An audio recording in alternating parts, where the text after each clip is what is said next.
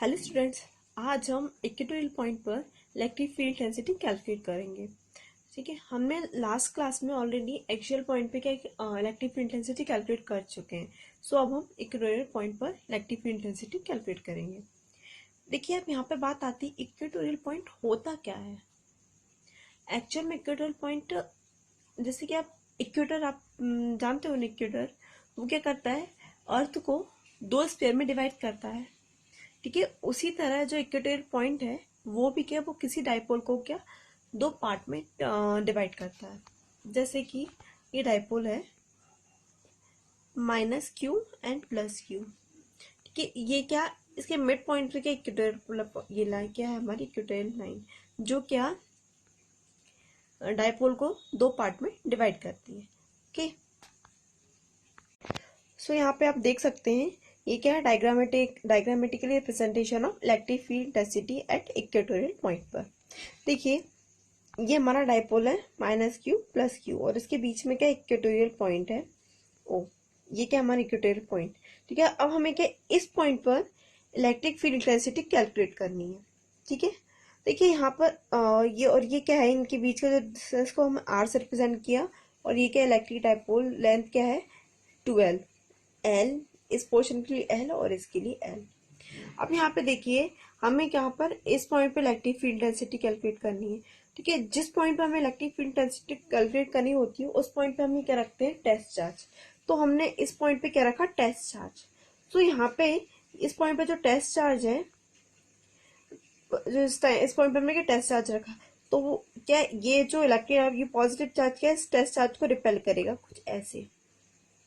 ठीक है, तो हमें यहाँ पे जो इलेक्ट्रिक फील्ड इंटेंसिटी की डायरेक्शन मिल जाएगी ई वेक्टर, मतलब पॉजिटिव +q वेक्टर की थी। और यहाँ पे देखिए जो -q है, इस टेस्ट चार्ज को अट्रैक्ट करेगा कुछ ऐसे। तो हमें यहाँ पे क्या, यहाँ पर इलेक्ट्रिक फील्ड और इलेक्ट्रिक इंटेंसिटी की डायरेक्शन मिल जाएगी E vector 2 for -q charge के लिए। ओके, सो यहाँ पे आप देख सकते हैं कि क्या दो आइसोसेलेस ट्राइंगल बन रहे हैं। ठीक है, तो इस ट्राइंगल की वैल्यू यहाँ पे हाइपोटेन्यूज क्या हो जाएगा, √r² + l², r² + l²। तो इसके लिए इस ट्राइंगल के लिए क्या हो जाएगा, √r² + l²। तो इस हाइपोटेन्यूज की दोनों की वैल्यू क्या हो जाएगी, सेम, इक्वल r² + l²। ठीक है, तो यहाँ पे आप देख सकते हैं ये दोनों क्या आइसोसेलेस ट्राइंगल है। तो यहाँ पर क्या, ये एंगल क्या हो जाएगा, थीटा, और सामने वाला एंगल भी थीटा हो जाएगा। क्यों, क्योंकि ना दोनों के आइसोसेलेस ट्राइंगल, और आइसोसेलेस ट्राइंगल की दोनों साइड क्या रहती है, इक्वल रहती है। ओके, तो क्या हो जाएंगे, दोनों के एंगल भी क्या इक्वल हो जाएंगे। ठीक है, तो आप यहाँ पर देख सा रहे हैं कि जो इलेक्ट्रिक फील्ड दोनों क्या है, +q -q के कारण क्या है, स्ट्रेट लाइन में नहीं है। तो अब हमने क्या कंपोनेंट में लेंगे। ठीक है, इनको हम क्या कंपोनेंट में डिवाइड करेंगे। अब यहाँ पे कंपोनेंट में डिवाइड कैसे डिवाइड करते हैं ये देखते हैं। ठीक है, अब देखिए, इसके बीच हमने एक परपेंडिकुलर ड्रॉ करा और एक ये लाइन क्या स्ट्रेट जा गई। ओके, ठीक है, देखिए यहाँ पर, तो इधर पर भी क्या रहेगा, एंगल थीटा, और इधर पर भी रहेगा एंगल थीटा। क्यों, क्योंकि ये इसकी क्या करस्पॉन्डिंग साइड है, तो करस्पॉन्डिंग एंगल करेंगे इक्वल। ये इसका क्या करस्पॉन्डिंग एंगल है थीटा। ओके, तो क्या रहता है, करस्पॉन्डिंग साइड क्या रहती है, इक्वल रहती। सो अब हम इसको अब कंपोनेंट में डिवाइड करेंगे।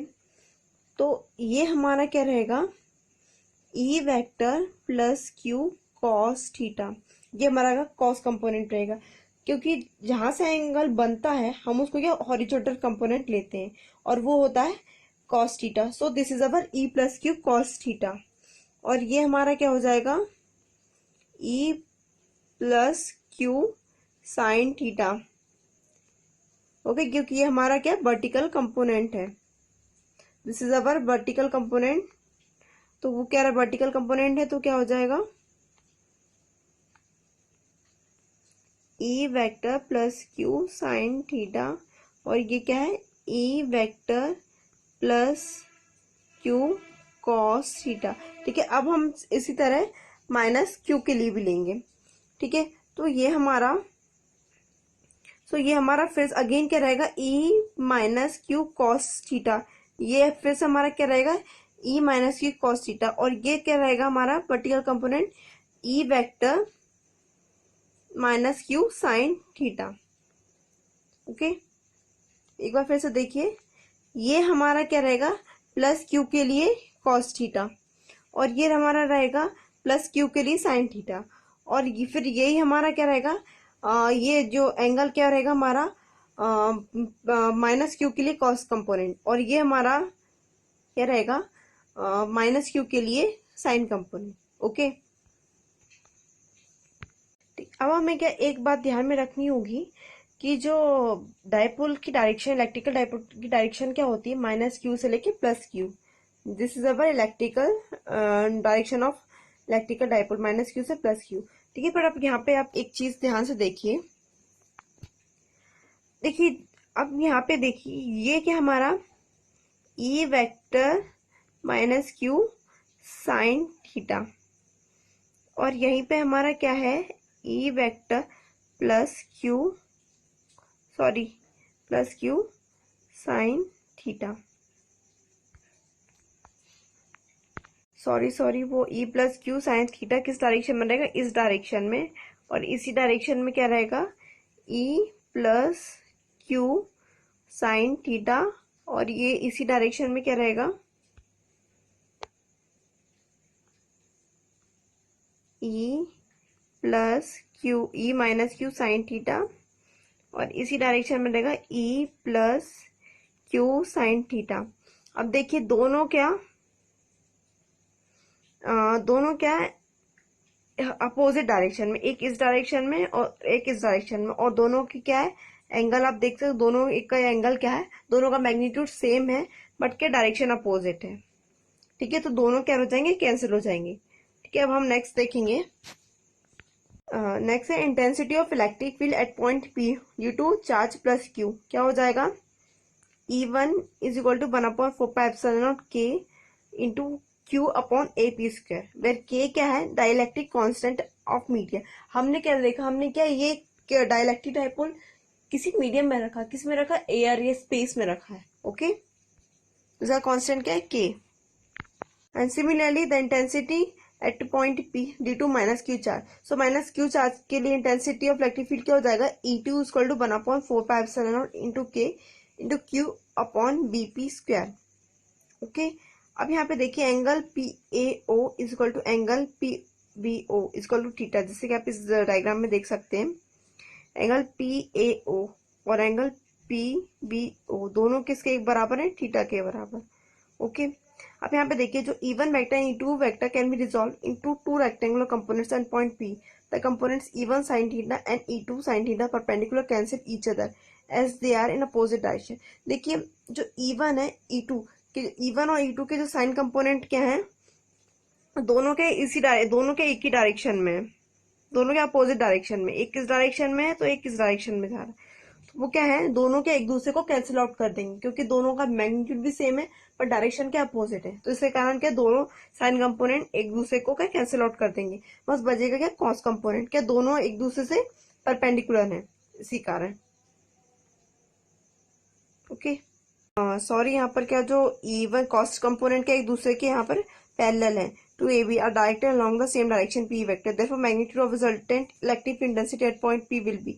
अब यहाँ पे देखिए जो कॉस्ट कंपोनेंट है एक दूसरे के पैरेलल है, तो यहाँ पे जो सिर्फ कॉस्ट कंपोनेंट बचेगा, तो दोनों एक दूसरे पैरेलल और इन दोनों के बीच में क्या मैग्नीट्यूड सेम है। फिर देख सकते हैं कॉस्ट कंपोनेंट के लिए देखिए यहाँ पे कॉस कंपोनेंट दोनों क्या सेम डायरेक्शन में और मैग्नीट्यूड भी सेम है, ये कॉस कंपोनेंट क्या दोनों एक ही डायरेक्शन में और इनका मैग्नीट्यूड भी सेम है, इक्वल है, तो इक्वल डायरेक्शन, तो ये क्या हो जाएंगे आपस में दोनों ऐड हो जाएंगे, तो क्या हो जाएगा हमारी नेक्स्ट स्टेप हो जाएगी E is equal to E1 cos theta, क्यों, क्योंकि हमने इनको ऐड कर दिया कॉस कंपोनेंट को, तो क्या हो जाए E is equal to 2 into 1/4πε0 into K Q upon AP square cos theta, क्योंकि हमने क्या करा इसकी E1 की वैल्यू को इस पॉइंट में इस पे क्या पुट कर दिया है, तो हमारी क्या हो जाएगी इक्वेशन 1। ठीक है, अब हम यहाँ पे जो AP की स्क्वायर की जगह पे क्या रख देंगे R square plus L square, क्योंकि हमने यहाँ पे एक वैल्यू निकाली थी जो क्या होती है R square plus L square under root के साथ, ओके, ए पी की वैल्यू। तो उसको हमने क्या इसमें पुट कर देंगे, किस फॉर्म में, R square plus L square. तो हमारी इक्वेशन कैसे हो जाएगी,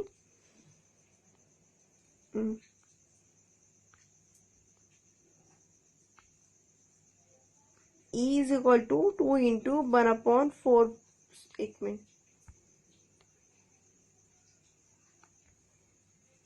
1/4 pi epsilon naught Q upon R square plus L square cos theta. So ये हमारी ये इक्वेशन के कुछ इस फॉर्म में हो जाएगी, okay.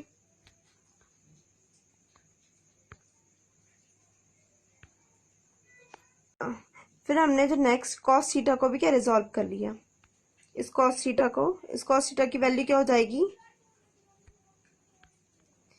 L upon under root R square plus L square. So हमने क्या कर दिया, उस कॉस थीटा की वैल्यू को भी उठा के हमने किस इक्वेशन में पुट कर दिया, फर्स्ट इक्वेशन में। तो हमारी इक्वेशन क्या हो जाएगी, E is equal to 2 into 1/4 pi epsilon naught K Q upon R square plus L square into L upon under root R square plus L square. हम हमारी नेक्स्ट इक्वेशन हो जाएगी E is equal to 1/4 pi epsilon naught K into 2QL upon R square plus L square की power 3/2। हमने क्या करा, यहाँ पे ये वैल्यू कैसे है, हमने क्या करा, उन दोनों के बीच हम मल्टीप्लाई कर दिया। तो मल्टीप्लाई करा तो हमारी ये वैल्यू क्या हो जाएगी, R square plus L square की पावर 3/2। अब ठीक है, अब यहाँ पे देखिए, यहाँ पे जो वैल्यू यहाँ पे दिया 2QL equal to electric dipole moment, P is equal to 2QL। तो अब हमने यहाँ पे 2QL की जगह पे क्या दिया, P पुट कर दिया, जो क्या है electric dipole moment. So next equation क्या है, E is equal to 1/4 pi epsilon naught K into P upon R square plus L square की पावर 3/2। ठीक है, ये हमारी हो गई अनदर इक्वेशन, हो गई इक्वेशन नंबर 2। ठीक है, नेक्स्ट है, अब हमने क्या जो इलेक्ट्रिक डायपोल है उसको हमने किसी मीडियम में रखा गया, किसमें, एयर या वैक्यूम में, किसी स्पेस में रखा। तो उसकी वैल्यू क्या आ जाएगी, K इज इक्वल टू 1। तो यहाँ पे हमने पुट करा तो क्या हो जाएगी equation, E is equal to 1/4 pi epsilon naught P upon R square plus L square की power 3/2 newton per coulomb. So this is our equation number 3।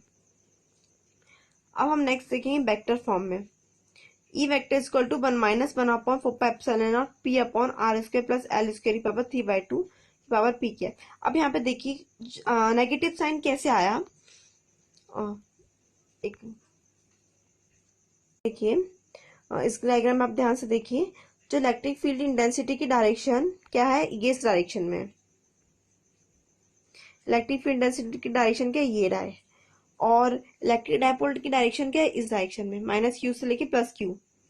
अब देख सकते हैं दोनों के अपोजिट डायरेक्शन में, इसलिए जो हमारे इलेक्ट्रिक डायपोल की डायरेक्शन क्या, हमारी नेगेटिव, दोनों के अपोजिट डायरेक्शन।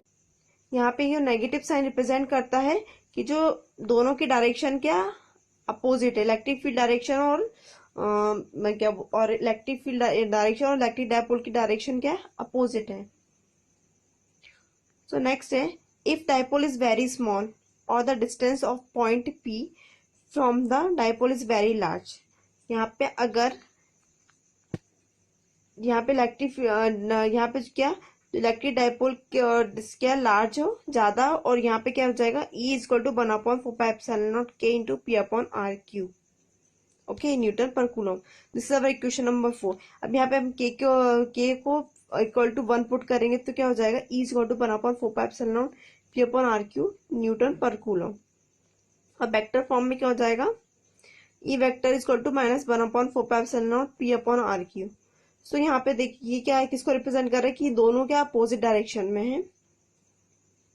नेगेटिव साइन किसको रिप्रेजेंट करता है, कि ये दोनों क्या अपोजिट डायरेक्शन में है, ओके। इलेक्ट्रिक फील्ड इंटेंसिटी की डायरेक्शन इस तरफ है और इलेक्ट्रिक डायपोल की डायरेक्शन इस तरफ, दोनों क्या अपोजिट डायरेक्शन में। सो यहाँ पे जो equation number 2, 3, 4, 5, equation number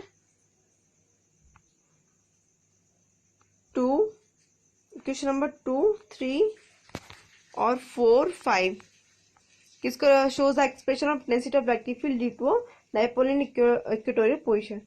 So this is the expression for electric field intensity at equatorial point.